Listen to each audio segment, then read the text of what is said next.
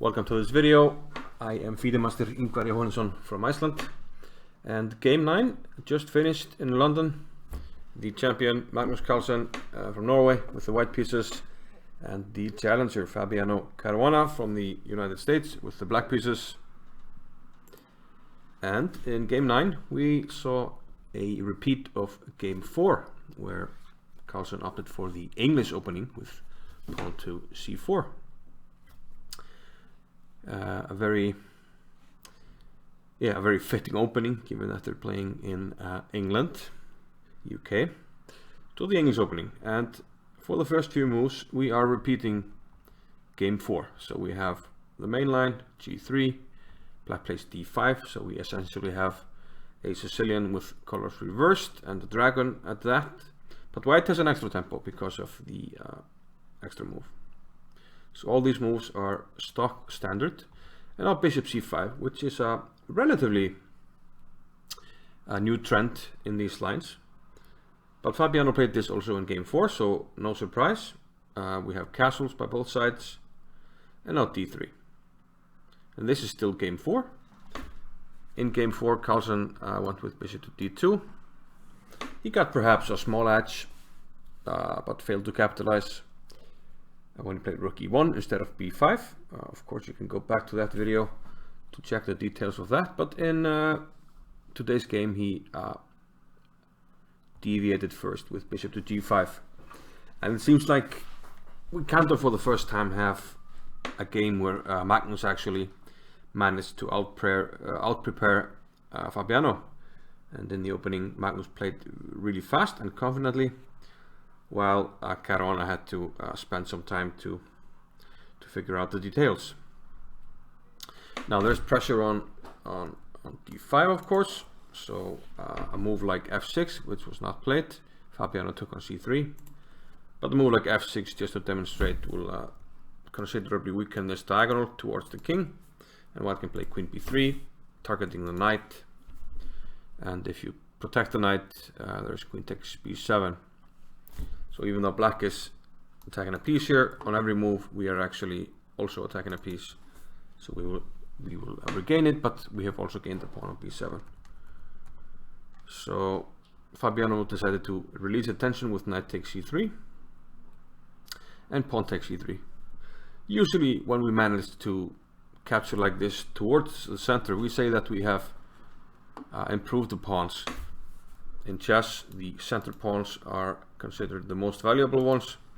So every time we can like strengthen the pawn structure towards the center, it is considered a small achievement. So b takes e3 for white here, f6, and now the knight actually retreats all the way back to its initial square.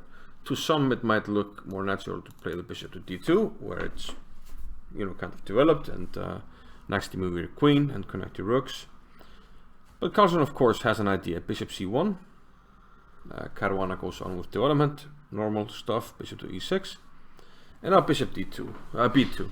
And now it's clear that Magnus's idea is to push forward in the center with d4, and preferably trade the c pawn for the e pawn, get it closer to the center, and have a central pawn majority. Fabiano retreated here with bishop to b6, anticipating d4, and now d4 comes. So now, having already retreated the bishop, you have to find a move now, and Fabiano went with bishop to d5. Still, Magnus was playing pretty fast. He played queen c2. I'll mention that a move such as takes here is not really something you want to do. Black can take on e5. If you take here now, probably I take with the rook, or I take on g2. And white has then in turn damaged his pawn structure. He has a gap between the pawns, so the pawns are isolated and a little bit weak. You also have some weak squares around these pawns. So queen g2, keeping the tension in the center, and also threatening to play e4. Getting the infamous pawn duo here in the center of the board, which is something we very often try to accomplish in the opening. Here Fabiano spent 28 minutes, which is a sizable portion to spend on one move. And he took on d4. Of course, that opens up for the rook and means that white no longer can play e4, at least not immediately. She takes d4, bishop to e4, and still Carlsen playing quite fast, played queen to b3, bishop to d5, and here of course we got the infamous draw jokes, the giri jokes, the ding jokes. White can of course go back here when black could repeat, go here, and we could have this repetition. But Carlsen was having none of that. He played queen to d1. And here, a move that was heavily criticized by Caruana. And I believe, I didn't see it, but I was told that Nakamura was almost disgusted at the move. Here, normal for black is just to play maybe a queen move, get the rooks to the center. You can think about knight a5 to c4, go to this square. Just keeping the pieces as they are, because white, even though he has a center pawn majority, he doesn't have a way to push this pawn forward. So everything should be okay for black here, but Caruana goes for a forcing continuation here. He takes on f3. Now this gives up the bishop pair. Carlsen thought for the first time here in the game and played queen to b3 check, an intermediate move, forcing the king to the corner, and now he took on f3. Fabiano of course took on d4, regaining the pawn, actually gaining a pawn, but white will soon regain it. f3 takes, queen takes, he plays e3, setting up the pawns nicely. I think we talked about this before in the World Championship videos. According to Capablanca's rule, which is to have the pawns on the opposite color of your bishop, which is a light squared bishop. That way the pawns on the bishop cover more squares together and gives the bishop freedom to roam around the pawns. So queen e5, and now Carlsen regains the pawn with bishop takes b7. And yeah, according to humans and also according to the supercomputer says, Carlsen has some advantage here. Mainly, he has the better bishop, definitely. I mean, this guy, okay, it's defending some pawns, but it doesn't have a lot of scope to do anything. Meanwhile, the white squared bishop is very solid. You know, it can come to c6. It can facilitate things on the king side from f3. And black has some weaknesses, weak pawns, and the weaker king. So this looks like something that the world champion could and should be able to nurture. First, Fabiano got the rook out of the way, rook a to d8. We have rook a to d1, queen back to e7, and now h4. Still following the Capablanca rule, all the pawns are on black squares. g6 now by Fabiano. Otherwise, white might actually go ahead and gain some space on the king side. So g6 was played here. I'm wondering if Carlsen had similar positions in his files that he had analyzed. Maybe not this exact position, but position of this type. But in general, the move that Carlsen played is desirable, but it seems to lose a big portion of the advantage. And perhaps he should have prepared the move a little better, maybe played bishop to f3. Let's say we make some blank move for black, like a5 or something, and h5. And now we'll take the bishop if you take, and we can improve the position slowly but surely. We can play here, maybe put pressure on the h file. Black has to be a little bit worried with the weaker king and with white pressing. So despite the opposite color bishops having drawing tendencies, in the middle game, quite often it's good to have the initiative, because if you can attack, your opponent will not have a bishop to oppose you on the same color complex. But Carlsen played h5 immediately, which would be good in general, but Fabiano reacted correctly. He took on h5, which looks quite bad, but it will enable him to liquidate the pawns a little bit later. So first Carlsen played queen c4, stopping black from going h4 himself. But now f5, opening up for the queen and preparing to play h4. Carlsen retreated, bishop to f3, but now Caruana is just in time with h4.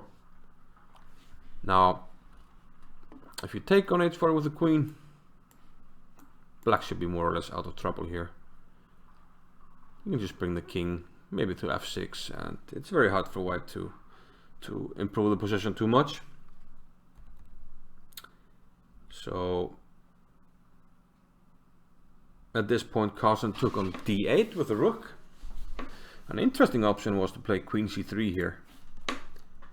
Queen c3 check. Because it looks quite bad for black if he plays king g8. Because we can play bishop d5.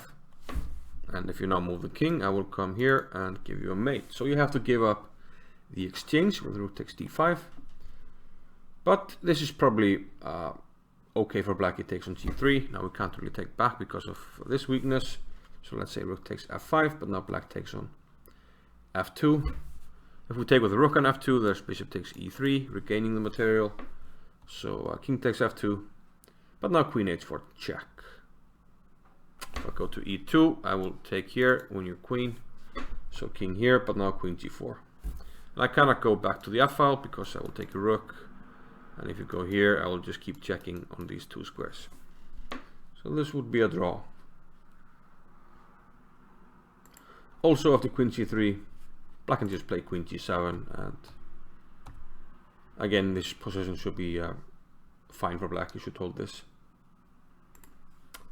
But after h4, Carlsen took on d8 with a rook before taking on h4 with a pawn. So still trying to keep some life in the position. Caruana made a check on g8, king h1. But the problem for white is that now all of a sudden it's not only the black king that's vulnerable, it's also the white king.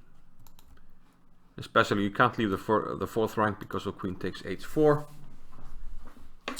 So you're risking some dangerous stuff here. So the king h1, queen f6. For instance, black is now thinking about playing f4 himself. Let's say white. Okay, let's make a blank move for white, something like this. Then we can play f4. Of course, if you take with a pawn, I will take here. If we take with a queen, I'll just start chopping wood, and next I take here. And yeah, the blank move is not very good because more pawns will drop. So Carlsen has to stop this, so he plays queen to f4. But now the bishop is reintroduced to the game. It's coming back to d6. And of course, white doesn't have time to take here because of the hanging pawn on h4. Maybe even bishop d6 first is a good move. Bishop to here. Yeah, it's actually an excellent move, and then white just loses. So here, yeah, Carlsen had to step on the brakes and play rook to g1. We had a trade. But the good thing about the trade is that now the g-file is no longer blocked. We don't have a bad king here, and we can always just run with the king and not get mated. Okay, now c7 is hanging, so bishop d6, queen a4, attacking the a7 pawn, but Caruana gets the h pawn, so he just goes for trades with f4. Carlsen took the a pawn. We have trades, queen takes h4, and a4. So here move 37, Caruana still a little bit short on time, and he played queen f6 here. Seems like he didn't have time or didn't want to gamble on taking the pawn on a4, which actually can't be taken because, okay, this looks dangerous, queen check and the bishop check, but whichever way that I check, be it f6 or h8, it's actually not mate. So yeah, black could have played this and drawn easily, but I guess he trusted Carlsen here, or saw some ghosts and played queen f6. Or just wanted to play it safe. I mean, he's down on the clock and figured he will draw this quite easily anyway. Now bishop to d1 and queen e5. At this stage, it's really hard to keep the queens on, so Carlsen just accepted the trade. But we all know how the drawing tendencies of opposite colored bishops are in the endgame. They are tremendous, so even though Carlsen has a passed a pawn here and pushes it, we can easily stop it with his bishop. King g2. So now Carlsen goes about bringing the bishop over to the queen side. But it's all in vain actually. Bishop a7, bishop to g4. Okay, he wants to stop the black king from attacking this pawn before going with the king to the queen side. So Magnus manages to execute this plan with king c6, bishop e3, and king b7. Note that if we take here, I will take with check. Then I will simply come back, and I will chop this pawn off whenever it appears on a7. And there's no way for white to win there. So Magnus tried king b7, but there's bishop b6 here from Fabiano. And the problem here is that we can't push the pawn. Well, we can do it, but it's not going to win. Carlsen played bishop h3, but let's look at the pawn push. Bishop takes, king takes, and now simply c5. And with the king behind the pawn here, eventually we will need the bishop to stop the pawn. And whenever the bishop moves, we are going to take this pawn.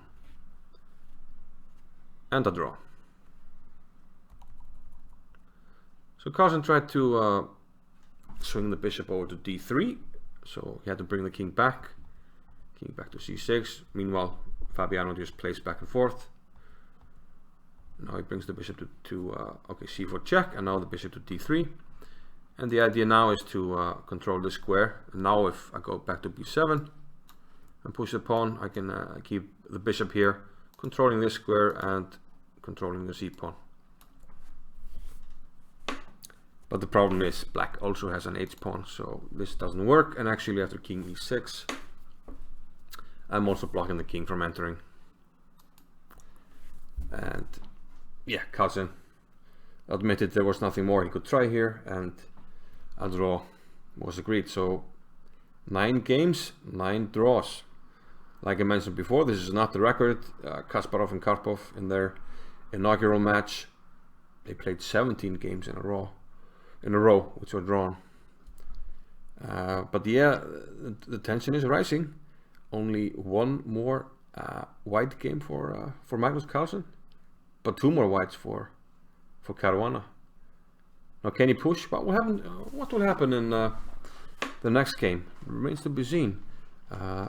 Game 10 tomorrow, and I'm guessing Fabi will stick to e4, but I'm not so sure Carlsen is going for the Sicilian again, and he might go to his tried and trusted one, e5, but I guess only time will tell.